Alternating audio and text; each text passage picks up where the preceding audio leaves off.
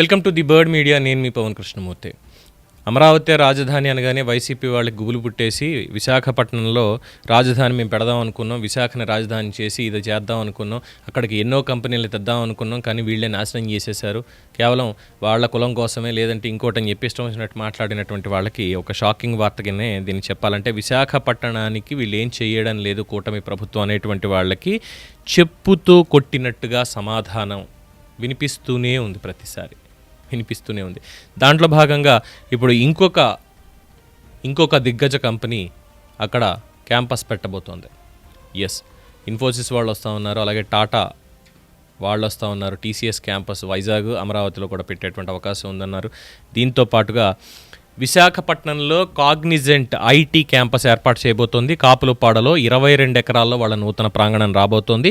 Artificial intelligence, digital transformation రంగాల్లో ఉద్యోగాలు రాబోతున్నాయి. 2026 సంవత్సరం నుంచే, వచ్చే ఏడాది నుంచే కార్యకలాపాలన్నీ కూడా ప్రారంభం కాబోతున్నాయి. ఇది అఫీషియల్గా ఏదో గాలి వార్త కాదు, వస్తారుట చేస్తారుట అన్నటువంటి వార్త కాదు. They are coming, it's official, they announced it.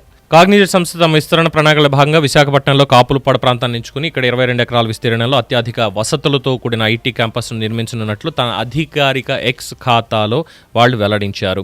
ఈ నూతన క్యాంపస్ ద్వారా ఆర్టిఫిషియల్ ఇంటెలిజెన్స్, డిజిటల్ ట్రాన్స్ఫర్మేషన్ వంటి భవిష్యత్ సాంకేతిక పరిజ్ఞానాల విభాగాల్లో ప్రధానంగా ఉద్యోగాలు కల్పించబోతున్నట్టు, ఈ ప్రాజెక్టు పూర్తయితే దాదాపుగా 8,000 మందికి ప్రత్యక్షంగా 8,000 మందికి ఉద్యోగాలు లభిస్తాయి. అంటే 8 × 4 32,000 మందికి పరోక్షంగా కూడా ఉపాధి.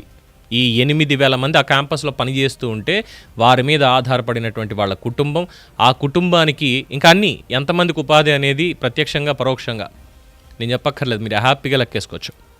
తర్వాత 2026 సంవత్సరం నుంచి నూతన క్యాంపస్ కార్యకలాపాలు ప్రారంభించేందుకు ప్రణాళికలు సిద్ధం చేసినట్టు పేర్కొంది. ఆంధ్రప్రదేశ్లో తమ విస్తరణకు అవసరమైన సహకారం అందించిన సీఎం చంద్రబాబు నాయుడు, ఐటీ శాఖ మంత్రి నారా లోకేష్లకి ఈ కాగ్నిజెంట్ ప్రత్యేకంగా కృతజ్ఞతలు తెలియజేసింది.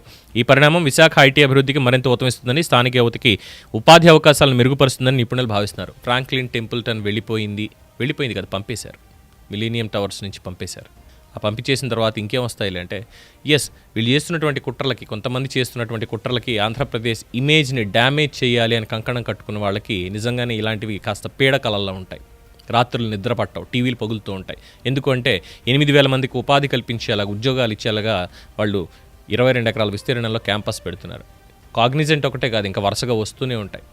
Vizag, the destiny for IT. ఖచ్చితంగా ఈ స్లోగన్ అనేది వచ్చే దశాబ్దంలో మోగిపోతుంది, అందులో ఎటువంటి డౌట్ అనేది లేదు. సో ఆంధ్రప్రదేశ్ మీద అవాకులు చెవాకులు పేలుతూ తప్పుడు ప్రచారం చేసే వాళ్ళందరూ కూడా ఇక మీద జాగ్రత్తగా ఉండాలి, ఎందుకంటే ఇలాంటివి వస్తూనే ఉంటాయి కాబట్టి. థ్యాంక్స్ టు ద గవర్నమెంట్ ఈ సంస్థని వచ్చేలా చేసినందుకు గాను అని ప్రజలు కూడా చాలామంది చెప్పుకుంటున్నారు. ఇక మీ అభిప్రాయాన్ని కామెంట్స్ రూపంలో తెలియజేయండి. చూస్తూనే ఉండండి ది బర్డ్ మీడియా. ఈ వీడియో కనుక మీకు నచ్చినట్టయితే లైక్ చేయండి, షేర్ చేయండి, సబ్స్క్రైబ్ చేయండి, అలాగే పక్కనే ఉన్న బెల్ ఐకాన్ని క్లిక్ చేయండి.